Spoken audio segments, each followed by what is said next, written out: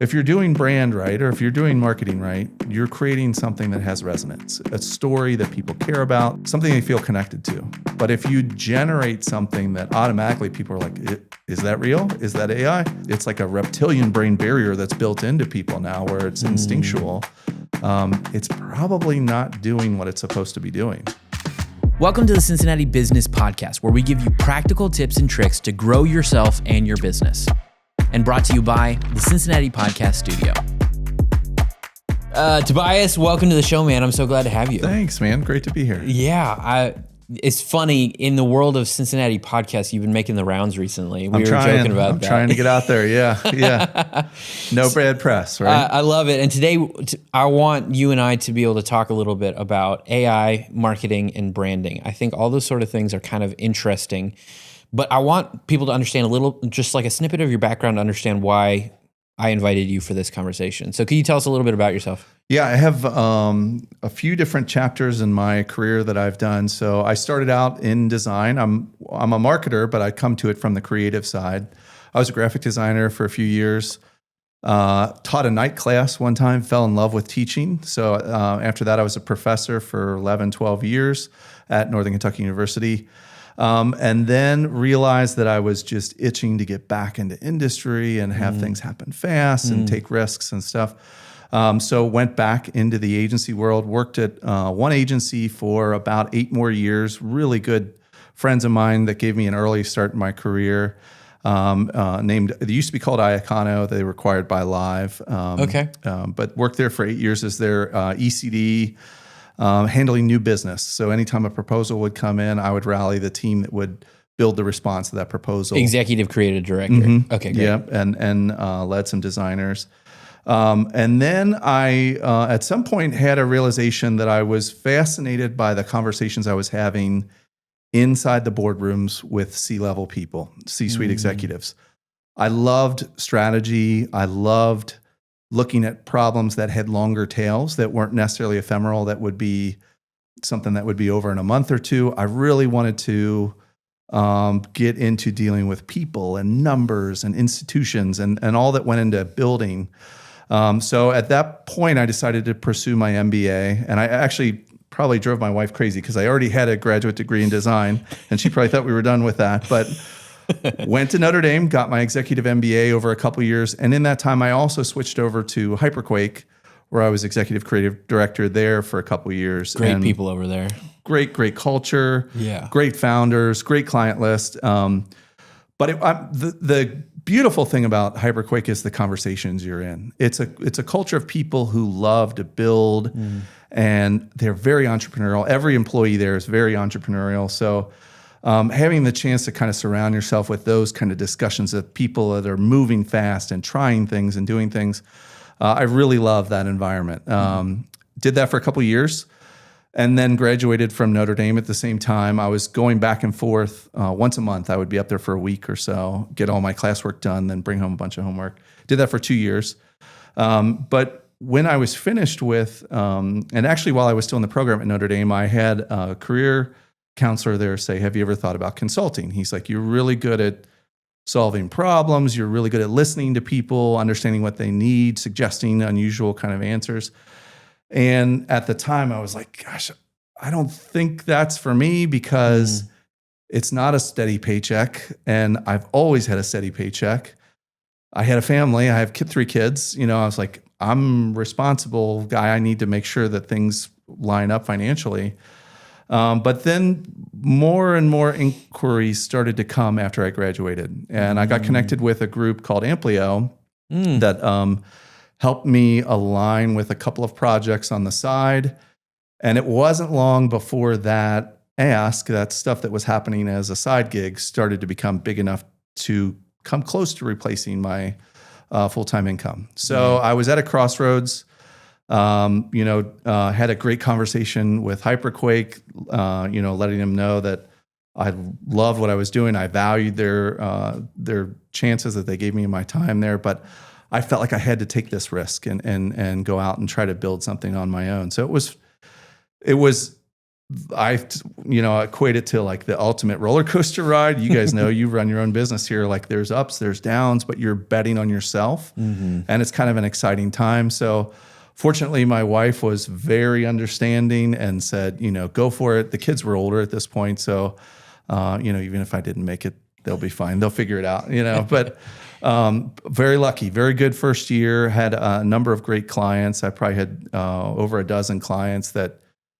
I think there was maybe like a little pent up demand of people wanting to work with me or whatever, but just fell in love with this gamble on yourself and trying to figure it out. And every day's a new challenge. And started SOLVSTAT. I'm at a little over 2 years now. I've been on my own. Love it. I do fractional CMO work now. I do brand and creative work as well. And then whenever people need help with projects that line up with strategy or brand, I help with that as well. There was, I think one of the best pieces of advice I ever got when I was considering starting my first business was, if you're working for somebody else, you get fired and you lose everything. Yeah. But if you're working for somebody else, but if you're working for yourself, you can lose a client and just go find another one. Yeah. Did that ever come into your mind? Like, now that you're in the space, you're 2 years into your business, does it feel like you could ever go back to working for somebody else? I think I could actually. One of the ways that I would go back is if it was to join a really good team. Working by yourself is pretty unusual. I figured that out and I am a one-man shop. I have a bunch of designers, web designers, creatives that I'll contract through me, maybe 6 or 10 of them per year. And you do get on Zoom calls with all of your clients and everything.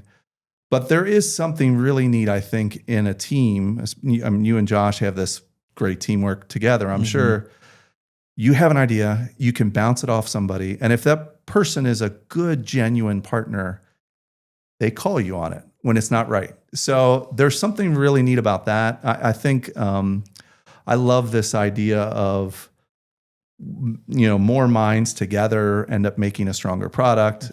So that could be, I could see that happening if I had a really good opportunity with a great team and, felt like there was a chance for me to help that institution grow and become stronger. I would be excited about that.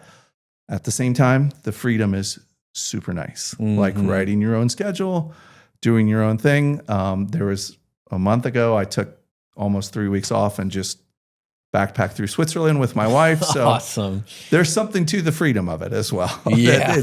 That will be hard if the opportunity ever arises, that will be hard to give up for sure. I felt the same way about Renegade Reels when that was my first company, and it was like a slog to do by myself. I'm way too much of an extrovert to do something solo. And so when it came to the Cincinnati podcast studio, I was like, I got to do this with someone else. Yeah. Like, I would much rather do it with someone else. And then it really just lined up so well that Josh and I both wanted to do this thing. Yeah. And it was like, perfect. Yeah. I love it. So I get it. Working with a good team is killer. Yeah. And it really changes the way that work gets done. Yeah. And I try so in any of my FCMO roles, I try to be super honest with the person I'm working with directly. And if I can identify any need that they have for staff, I've done it a number of times where I help them recruit, hire that person, train that person up into the right way of thinking, so that even if I'm working within these groups, I have a team. It's always good to bounce your ideas off of teams. It just gets better. But yeah, there is real value in that, and being challenged and making sure you're really testing what you're making and not just listening to the numbers, but the human test. So then here's a question for you, a leading question. Can good creative happen alone? Sure. Yeah. Oh yeah, sure. Yeah. It obviously can't be appreciated alone, but yeah, it could definitely happen alone. I think, there's plenty of instances of that, the people that are just absolute creative powerhouses and complete recluse in their, the way they conduct themselves. But yeah, I would say it would still be better if somebody was challenging them. Or something was challenging them. You have to see the whole thing behind good creative is it has to be tested. It has to be appreciated. It has to communicate. It has to do something, especially in design or brand or anything in marketing. There's that element of communication. And if that's not happening and it's not happening as effectively as possible, it's not really great anymore. You know what I mean? It's just for that person. And it's probably closer to fine art at that point. Because the reason I ask is there seems to be this move that people are trying to make, and I don't think it's there yet, to let AI take over an entire marketing department. Mm-hmm. And people sign up for a service. This AI just kind of runs all these social ads or whatever, and they just pay a monthly fee and that's it. Yeah. And kind of what you and I were talking about before we got on air was the idea that like marketing as a whole seems to do better when you stand out from the crowd versus adding to the noise of everything else. Right. And at this point, all the AI systems I've ever found is just noise. Yeah. Yeah. Am I wrong in that? Yeah, it's right. Yeah. And I mean, one of the things that we're talking about just before the show, I think it's fascinating how people are getting, I don't even want to say it's a sixth sense, maybe it's the seventh sense now, but people are able to spot AI so quickly now. Mm-hmm. No matter how good it is, there's this intrinsic thing in us that now automatically doubts videos that we see. And we have this wall up where we're judged, like, is this AI? Is this real? Is this fake? Well, I got to search and figure out what's the source. So I think you see people putting up sort of a wall or like a defense mechanism against AI in certain ways. So if you think about it as a content creation tool, it's already in a position where people are defending themselves against it, probably to begin with, which makes it harder to connect. I mean, if you're doing brand right, or if you're doing marketing right, you're creating something that has resonance. It's a story that people care about, something they're going to remember, something they empathize with, something they feel connected to. But if you generate something that automatically people are like, is that real? Is that AI? That's a barrier. It's like a reptilian brain barrier that's built into people now, where it's instinctual. It's probably not doing what it's supposed to be doing. Well, so then here's kind of the question to follow that up. Why, like, AI right now is like a volume game. Mm-hmm. Like, it can pump out volume like no one else can. Yeah. What's wrong with that approach in marketing versus like something that is a thoroughly researched plan, good creative, all that sort of thing? Yeah. I think one of the big distinctions is content versus, I don't know how else to describe it except for like grunt work, So AI should be doing your grunt work. That's the way I look at it. If you have to aggregate a large volume of text together and, distill that down into cohesive thoughts that are easily translatable across different comprehension levels, it's great for that. And people could do that too, but it's laborious. And people could maybe do it better, but maybe even not, It just takes time and effort. And as an expert, your time's probably better spent on the creative stuff doing something else anyway. So if you need it to read for you, if you need it to summarize for you, if you need it to research for you, if you need to outline or abbreviate things for you, or even if you need it to tie different things together and find lists of things and do all kinds of laborious tasks that you probably shouldn't be spending your time doing anyway, then it's great. But I think when you use it as a crutch to immediately create content, I think that's probably losing some emotional resonance and probably losing the creative thing that people empathize with in the beginning. Because I feel like there's like two schools of thought where it's like you do either smaller campaigns with great creative, or you do massive volume. And sales is a numbers game. I mean, really realistically, is. Sales is a numbers game. So you're going to convert a certain percentage, even if you do an average kind of job. So then you could make the argument, yeah, we need more numbers. We've got to get to the most number of eyeballs that we can. But, I would argue the things that really resonate with people, the videos that you see really go viral that are an amazing story or have some kind of hook that burns into people's memories, probably do a better job anyway. And they're probably not AI generated. You know what I mean? They're probably real things. That makes a lot of sense. But I guess then you kind of alluded to it earlier but like, what is good creative? Good creative is, so there's some things that are intrinsic to certain people that they're just going to be naturally more creative. But I remember this in my time in education, having a good creative process can be honed and learned and refined over time. Wait. You said creative process. There's a process to creative? Oh, yeah. Yeah. Okay. Yeah. Explain. So everybody's is different. People do it in different ways. But when you work long enough, and if, like, say you're a graphic designer, you have the limitations of time and pressure and still getting attention. And every hour you spend being billed back. So you have to be economic in your time. But you have to have a process from when your creative director gives you a brief and says, I need X number of objects by this date. How do you get there? So if you're really serious about your profession and you refine the way that you go about this, usually you weed out things that you've done in the past that either slow you down or didn't generate something good enough. And everybody's got this, you don't want to call it really a bag of tricks, but it's a process that you go through. Maybe people start with sketching. Maybe people start with word lists. Maybe people find inspiration from somebody they really admire. But then there's some kind of a test and a thesis that you have in the middle there where you're like, I think this would be a good idea. And you start to grind and work things out and make things, and you compare it against other things, and then you have to abandon. Some people find that they need to just get a lot of things out and then carefully curate maybe 2 or 3 good things out of the 20 things that they made. So those that are really successful over a long period of time, somebody's willing to pay them a good amount of money to do what they do. It's probably not just instincts, or they're not just lucky and they don't just naturally get this stuff to come out.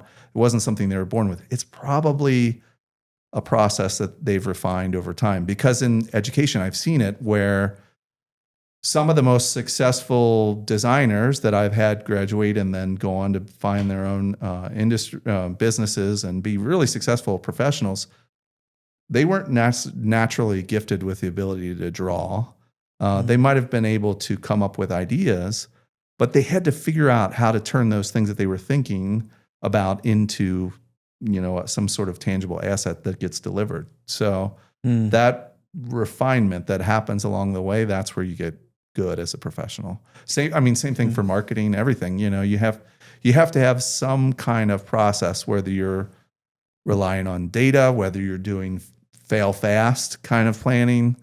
It has to go from a theory to an actual working thing. Yeah, I think there's this weird kind of thing, and I want to get back to what good creative looks like, but there's kind of this like weird judgment thought that I've had, and I think I would label myself as a creative. Like I think I am a creative, but like I've always just assumed creativity just came out of ether. Like it was just like pulled out of a cloud and you're just like, ha, here's my creativity. Like, so, and that's kind of a scary thing when you think about it as a creative professional. Scary. You're like, what happens if my brain isn't working this day and I don't have the ideas, Yeah. But the good pros know their process, and there's never a day where they can't make the ideas. You know what I mean? So let's say, for example, my process, I start with word lists. If I know I'm given a task to complete, let's say I have to help build a brand for somebody, I start right away with making these word lists. Okay, what are some of the attributes of this product? What do the people who work there care about? Why did they start this company? And all of a sudden I've got these columns and these lists, and then I go, okay, what if I tied this one over here to this one over here? Is that a concept or is that an idea?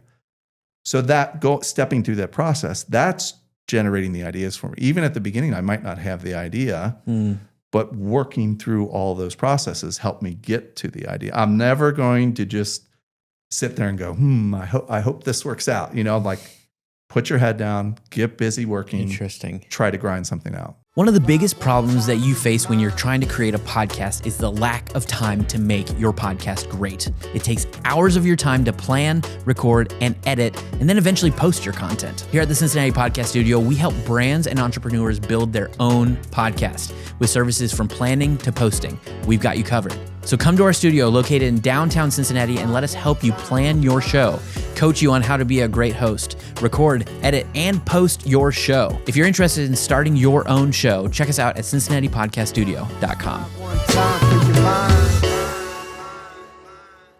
Well, it reminds me of a local guy here, John Bob.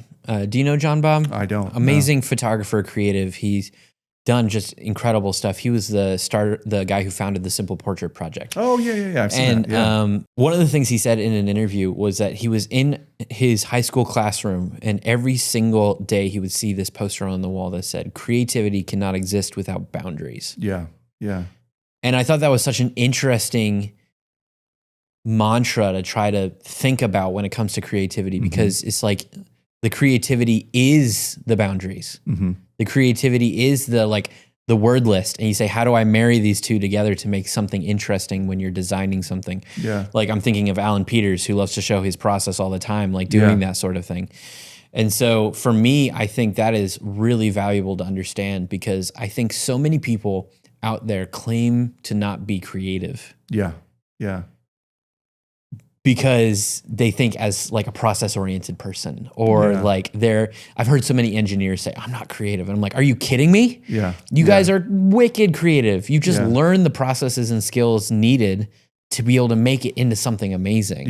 And into something crazy technical that I, as a regular creative, could not do. Yeah. Like, another distinction I probably should give credit to is people who would consider themselves creative in the arts, whatever it is, sound, visuals, whatever, film, they're very proactive. And I think that's a distinction too, because what you talked about just now with the engineers, there sometimes is this paralysis where you think it's a weakness of yours and you're not going to tread into those waters for fear of failure or looking foolish or making a mistake. But you'll see people in the arts, marketing, design, brand, whatever, that are a little bit fearless about that. They're a little more proactive. They're okay getting called out. They're okay getting criticized. They kind of have this bucket of rebuttals that they can spit back if someone shoots an arrow at them, so there is something to that too, where you do have to be willing to fail. You do have to be willing to take a risk and get this thing that's an idea out because you think it's valid. I mean, so there's a certain amount of like proactivity and bravery. And really, that's one of the things I'm finding in my practice is that the companies that I work with could do some of the stuff that I'm doing with AI. They could generate some things. They could put together an outline and a plan. But AI really isn't proactive. AI is reactive. As the user, you have to ask it a question, and it's going to answer your exact question. It's not necessarily going to say, based on what just happened with your customer last week, I noticed this, and it might be a good idea to do something else. So one of the things I talk about with people is that you build this brand, you build this ethos, and you try to get it to operate. But in order to be proactive with it, it has to be a good metaphor for this is it has to be the steering wheel. It can't be the spare tire. So the spare tire is what you use when something goes wrong or you have a new problem come along and you've got to fix it. But a proactive steering wheel is the thing that's controlling everything. Yeah. So it's making decisions out ahead of those things happening and avoiding some of the problems that could happen.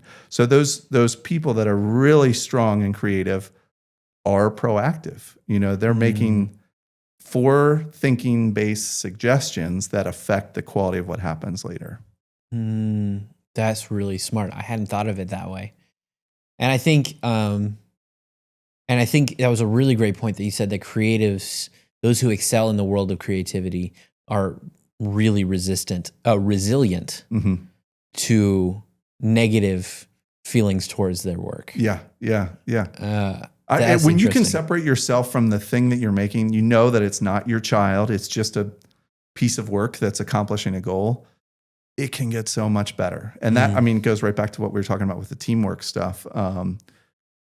When somebody's giving you some sort of feedback, there's something in that.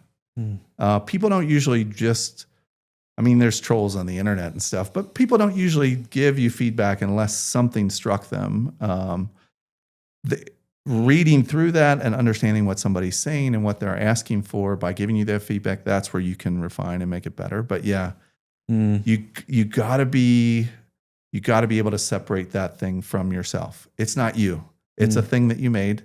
It's got a goal to accomplish. Let's make the best version of that thing.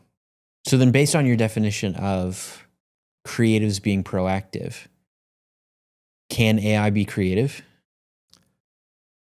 I don't know where it's going. Yeah. It can definitely generate things that you didn't expect. I would say that's a form of creativity, unusual, visual kind of solutions. But just by the nature of how it works, it's always going to be reactive. You know what I mean? It may get much more sophisticated in the future and be able to synthesize and project possibilities and have a guess at what's coming down the road and give you the best possible way to handle that. But it's always going to be reacting to different things. It doesn't have independence and free will like we have. Mistakes are an amazing gift. I've always said that I want to work with people who've made a ton of mistakes because they've learned a ton along the way. It's not really going to make mistakes or know that it made mistakes, so it's not going to make a very unusual random choice that a human would make. So all of those things that make us, what I would consider creative or spontaneous, I don't think it'll ever really do that. So then let's bring it back to the original question. Yeah. What is good creative? Good creative is something that people remember, I would say. Something that really stands out, something that's different. Some good creative is beautiful. It's emotionally resonant. It taps into empathy and what motivates people to do things and how they see themselves. It's really aspirational sometimes. It makes you think about what you wish you could be or what you wish the world would be like. It really good creative suspends disbelief. It takes you out of the moment that you're in, and it kind of whisks you away mentally to this place where the rest of the things around you just kind of fade away, and that's the only thing that you're thinking about. I don't know that AI is ever really going to do that yet. Yeah. I think that's interesting because you and I were talking before we hit record here about Doug Gottschalk. Yeah. And his documentary that kind of launched his career. Yeah, beautiful piece. Yeah. Oh, so good. My Mom's Motorcycle. Look it up on YouTube. It's fantastic. Very cool. And it's interesting. I'm looking at it through the lens of what you're describing as good creative, and it's this piece that just instantly makes you understand the environment and the feeling that he had in those moments. Yeah, and then what ended up happening to that his mom eventually owning a motorcycle. Yeah, like it was this like I can still like I don't think I've watched that video in over 10 years. Yeah, and I can still remember that video. Yeah. And I think for me, that's when I start to say, what is like good creative, it's the ones that, like you said, you remember, that you walk away from feeling something different. Yeah. It changes minds. Yeah. It changes perspective. Yeah. Because I mean, another way to think about it too is we all have things about our personalities, things that we care about, or little peccadillos that we do, whatever, that make us us. A good creative pours that into the thing that they're making. And when you watch that thing or experience that thing or read that thing, whatever it is, you feel closely connected to that person. You get a sense of who they are. You get a little piece of them. That's exactly what you got out of that motorcycle video. Yes. I mean, you saw in the workshop, you saw the imperfections of the house, the lifestyle, the way they talked, all that stuff that made them who they are. You felt like, wow, I'm getting a peek into the window of this family and this really cool relationship that's unexpected. He poured himself into that thing. Like it was, that thing was him. AI doesn't have that. Like AI is not a person with feelings and mistakes and all kinds of beautiful imperfections that make them endearing, you know? And so good creative finds a way to bring that into things and, you know, just really emotionally resonates with people. Yeah, it's interesting. And I think that's the biggest thing that when we talk about this AI versus like good creative debate of like, how do we market our businesses well? I start to wonder the efficacy of just mass communication via AI versus telling a story in a way that grabs the right people for the business. I mean, it is a sea of sameness. I mean, how many times have you looked at a post now and you see the M dash, that long dash, and then another half of a sentence after that? Which, by the way, I was doing that before AI did that. So, you're a hipster in this movement, huh? Yeah. That's an old typography trick. It was a way to stand out. But things like that where you're like, that's AI written, that's AI video, you know what I mean? And all of that together gets lumped together and just feels like an average C. You know, things are all the same and even and vanilla and average. So if you put everything into that, you become average and same. And so, you know, it's hard to resist the temptation too, because it gets you there quick. But it's the way I like to think about it is if you need to use it like any other tool. For example, if you think about an illustrator, you know, a really famous, renowned illustrator versus, you know, just a 5-year-old kid, and you hand them both a pencil, the pencil that you give to the illustrator becomes a much more powerful tool than the 5-year-old, just because of the skill that person has acquired. So if you use that same mindset and just think of it as a tool, it's another pencil, and use the skills that you've built along the way in your career and all the expertise that you have to get this thing to do something for you versus being so dependent on it, the results will be better. And one of the other things that we kind of wanted to touch on today that I thought was very interesting was this idea of when people are looking for a marketing agency, there is this tendency to try and find somebody who has already marketed a podcast studio. Yeah. Or in the industry. Already in the industry of marketing. And you said to me, and I thought this was really interesting, that you should not look for someone who is so industry specific in the work that they do. Yes. Why is that? It's the sea of sameness. It's the same thing. So one of the questions you hear a lot as a marketer, I have a lot of different clients across different kinds of industries. And you hear them say, well, what experience do you have in our market? Have you dealt with our kinds of customers before?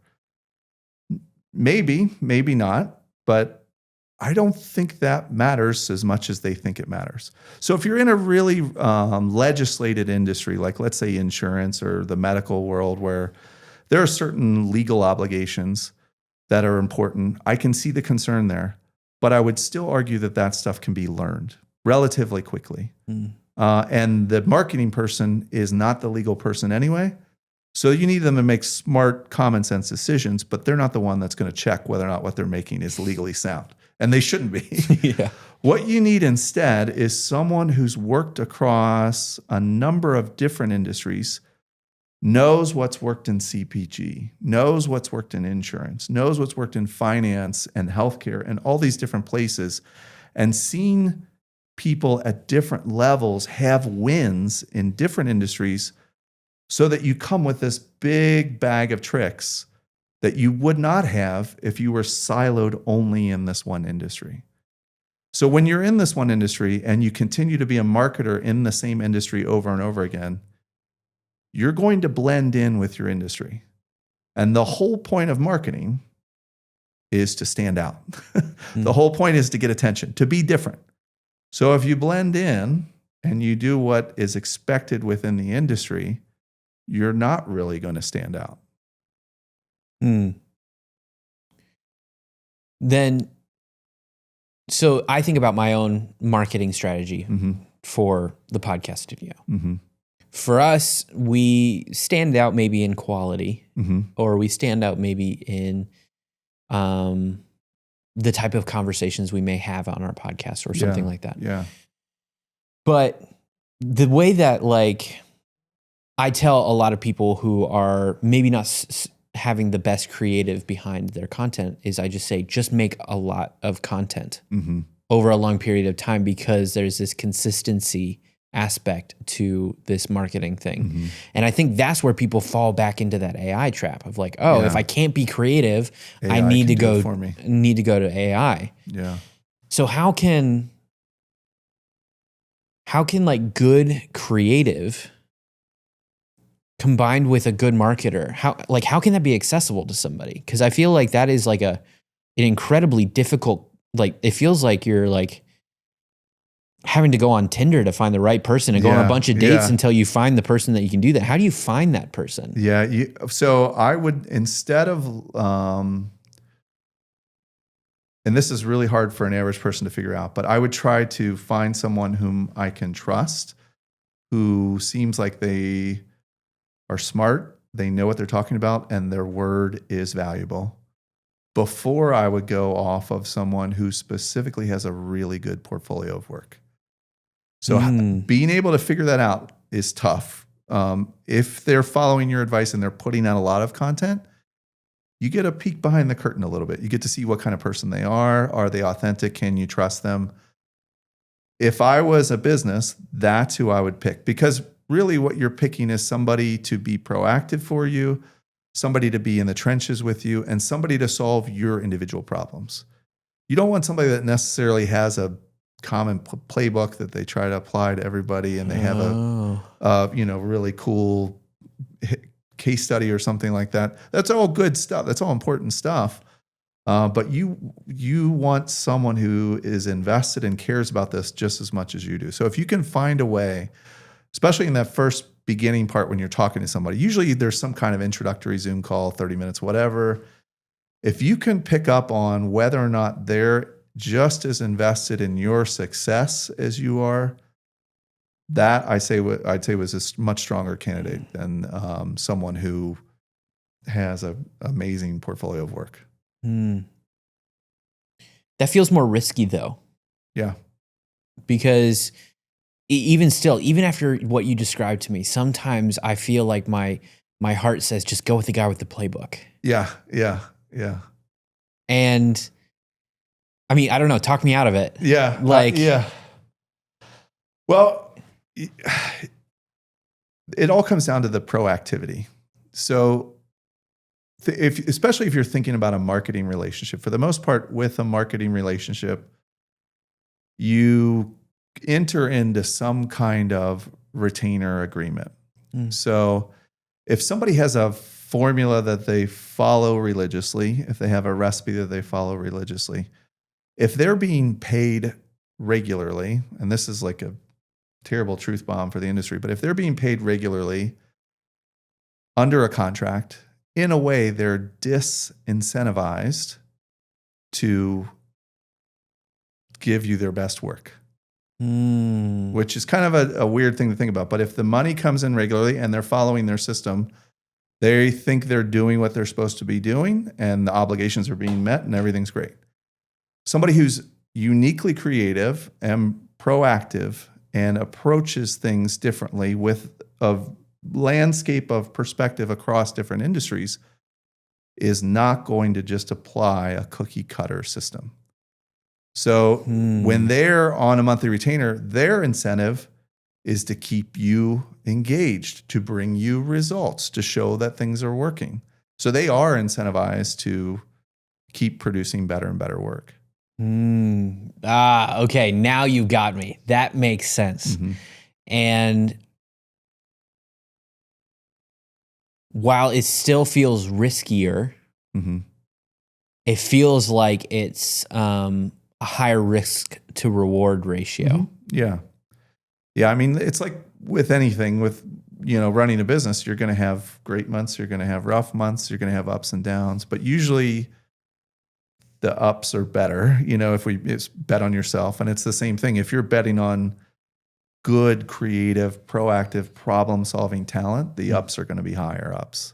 You're going to break above the average more often. So then put on your professor hat for a minute. Yeah. So I'm a business owner. I own a small business. And, but say for some reason there was a class required for all business owners to go through this class. Yeah. What would you say that they need to teach about marketing that every business owner should know? Wow.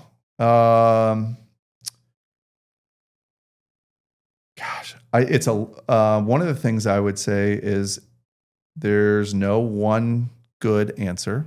There needs to be a multi-layered playbook. So you need to be trying 6 or 8 things at the same time, maybe more, depending on how much your budget allows.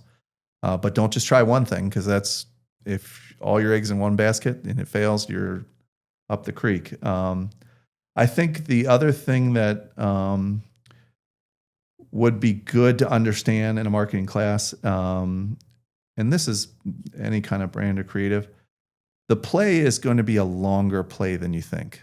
The way things happen now with short form content and attention spans getting shorter and shorter, and if you're scrolling and watching a video now that's over 10 seconds, you're like, I can't keep watching this thing. I got to go. You can't use that. You can't let yourself fall into that mindset when you're trying to build a business. If you have a growth mindset, there are some quick wins that you could get. There's some low hanging fruit that you could get early. But you need to be strategic and think about the longer run and things happening in phases and things building. It's the same way as you're learning a skill. Say you're learning martial arts. On day one, you're not going to go right to learn what they're doing in the black belt class. You need to build up to that level so that you will someday be at that level. You'll have all those skills. The same thing with building your business. You need to start small, get some small wins, have a long-term strategic plan, start knocking things off the list, and get to this point where you're this big, powerful engine that's just like churning and getting its own audience because you did all the things right along the way to build this following and build the excitement around the brand. There isn't really a magic shortcut to any of that kind of stuff. Like you got to put in the work. I mean, think of when you're now a big part of your job is networking. So you think, looking back in your career, what if you had started networking 5 years earlier? Oh, yeah. How much different would your business be right now? Way different. Same thing with marketing. If you had put in that time, there's no shortcut to marketing or to networking. You meet people, shake hands, you have conversations, you go to coffees. It takes a lot of time. It takes a plan. You think, maybe I'll start to meet these kind of people. Maybe it would be better if I knew someone in this industry, and then they introduce you to somebody else, and all that stuff starts to build and it takes on a life of its own. The same thing needs to happen with marketing. There's no quick fix. There's no, cookie cutter steady plan you can follow. You've got to try different things. You've got to learn and iterate and adjust and build into this set of skills that, put a moat around your business, basically. I love that. That sounds really interesting. And what I'm thinking of when you're describing that is the last conversation that aired before yours is a conversation with Sean O'Shaughnessy. And he talked about the idea of a sales process. I feel like when people look for marketers, it feels like they're searching for a wizard. Yeah. like who just kind of gets it and knows how to do it. Is there such a thing as a marketing process? Everybody's got their own, just like in the creative world. Yeah. For me, I have a number of things that I do. So one of the things, you have to understand your customer really well. So I'll do a ton of customer research, both data-based research and anecdotal-based research. Just try to get to understand that person for what they are, what they care about, the things they're interested in. I look internally at the culture of the company. There was some reason that the person who founded this company founded it. They thought, I can do X better than anybody else, or I care about X more than somebody else. And they probably hired people that had the same mindset. And this underlying thing is happening within the walls. So if you can tap into that and figure that out, you need to I look at a lot of reviews. People don't look at reviews enough, I think, but reviews are a great source for pain points. When you understand what's going wrong, you know how to fix things. So if you look at reviews, even your competitors' reviews in the same industry and across all different kinds of reviews, the reviews on Reddit are different than the reviews on Yelp, that are different than on Google. So understanding that world, that becomes very numeric and data-based, but you also get sentences and stories that you can use to make decisions. I'll also do stakeholder interviews. So maybe there's investors in the business, maybe there's owners in the business, understanding what their goals for the business are in the future and how you can align the things that will make strategically in marketing, the deliverables, help contribute to those goals. There's a number of things like that. I mean, I think I probably have 6 or 8 different kind of initial fact-finding things that I go through before I start to hatch a plan and really make something that resonates. The reason for all that is that you don't want to guess. Yeah. You don't want to spray and hope. You know what I mean? That's not going to do anything. So if you think about your potential customers, there's that old adage that like 95 out of 100 are not buying right now. But you only get one shot, maybe, or maybe 2 shots to communicate with those 95. The 5 that are buying, that's not a challenge. You're going to win them over. Everything's going to be fine. But those 95, you need to be burned into their brains. So in a year and a half from now, when they do decide they're going to buy, you're the name that they recall instantly, or you were the one that stuck out because you're authentic or doing something different, or they're going to remember you. So that chance at that first impression cannot be left to chance. It's got to be done really methodically based on data in a smart way that is going to work and stick, or you're just kind of throwing money at a problem and hoping it works out. I think that has been the perspective that I've seen from so many business owners, is that marketing is kind of throwing money at the wind.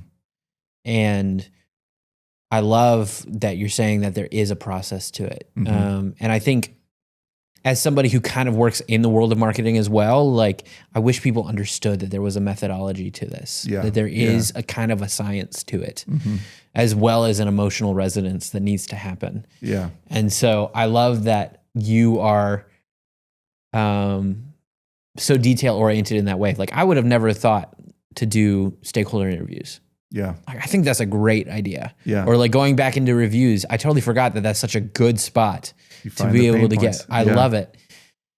So then, since we're running out of time, now, like, based off of everything that we've just talked about, I'm curious, when people are trying to get inspiration, who would you say out there is doing really good marketing creative that people should take a look at? I mean, there's some companies that are just absolute masters at it, and the names are Nike, Apple, all those people. The people who are really good at marketing are the people who are good at telling stories, I think. Something about humans, we're just wired to remember stories better. You know what I mean? Take, for example, a Nike commercial. If you had a Nike commercial that told you this fabric that they're using has a 42% better wicking property than Adidas, you would, 2 minutes later, you're not going to remember what that percentage was or care about it. But if you see someone who's an amputee and they're giving every bit of effort that they have into winning a race, and you feel the connection to that person and you see how their family members were cheering them on in the commercial, that's the story you're going to remember. You know, that's the thing that sticks with you. So the people who are good at storytelling, who understand emotional resonance, those are the ones who are kind of winning and sticking in people's heads right now. Love it. Well, Tobias Brauer, I am such a fan of you. And I'm a fan of SOLVSTAT. It's so cool what you're building. And I think that you're just killing the game. If people are curious to reach out to you and connect more, like how do they do that? Yeah. The easiest way is solvstat.com, SOLVSTAT. It means basically solve quickly or solve stat, like the medical term. So there's just no E in the middle there. But yeah, I'm on LinkedIn a bunch. If you put Tobias Brauer in Google, LinkedIn, whatever, I'm probably the first one that comes up, unless you're in Germany, where it's a regular Joe Smith kind of name. Well, awesome, dude. Thank you so much for taking the time. And I'm really excited to see where your company goes and see if maybe someone makes you that really good offer that you can't refuse to bring you back in on their company. We'll see. You never know. We'll see. Yeah. I'd like, you only got one go at this life, man. So it's like you gotta spend your time wisely and make it meaningful. So I love it. Yeah, I'm open to whatever. Awesome. Thanks, man. Yeah, thank you. Thanks so much for listening to the Cincinnati Business Podcast. If you like the show, the best way to support us is to like, comment, and subscribe so we can keep bringing you fantastic content just like this. And if you are a greater Cincinnati-based business owner who has something you want to share with the world, reach out to me at brian@cincinnatipodcaststudio.com.